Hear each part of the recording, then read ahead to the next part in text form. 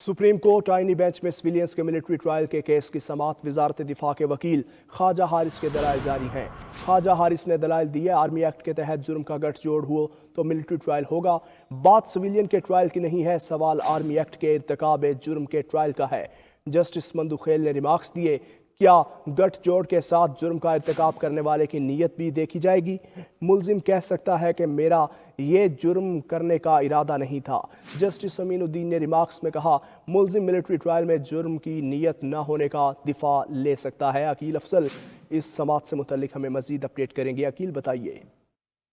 जी बिल्कुल, supreme court of Pakistan में फौजी अदालतों के में सिविलियंस के ट्रायल के हवाले से मुकदमे की समाअत जारी है। 7 रुकनी आईनी बेंच समाअत कर रहा है। वजारत दिफा के वकील ख्वाजा हारिस के दलाइल आज भी जारी हैं। उनका कहना था कि अदालती फैसलों में मिलिट्री कोर्ट तस्लीम शुदा है। आर्मी एक्ट के तहत जुर्म का गठजोड़ हो तो मिलिट्री ट्रायल होगा।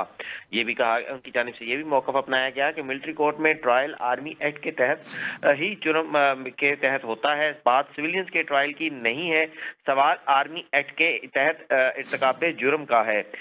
जस्टिस मंदोखेल ने कहा कि जुर्म के गठजोड़ से क्या मुराद है, जिस पर वकील ख्वाजा हारिस ने कहा कि गठजोड़ से मुराद जुर्म का ताल्लुक आर्मी एक्ट से हो, और ये जिस पर जस्टिस मंदोखेल ने कहा कि क्या गठजोड़ के साथ जुर्म का इर्तिकाब करने वाले की नीयत भी देखी जा सकती है, जिस पर जस्टिस अमीनुद्दीन खान ने कहा कि मुल्जिम मिलिट्री ट्रायल में जुर्म की नीयत ना होने का दिफा ले सकता है। जस्टिस मंदोखेल ने कहा कि मुल्जिम कह सकता है कि मेरा ये जुर्म करने का इरादा नहीं था, जिस पर वकील ख्वाजा हारिस ने कहा अगर जुर्म का ताल्लुक आर्मी एक्ट से है तो ट्रायल फौजी अदालत ही करेगी। जस्टिस मोहम्मद अली मजहर ने कहा कि नैब का जायजा तो ट्रायल के नीयत का जायजा तो ट्रायल के दौरान लिया जा सकता है।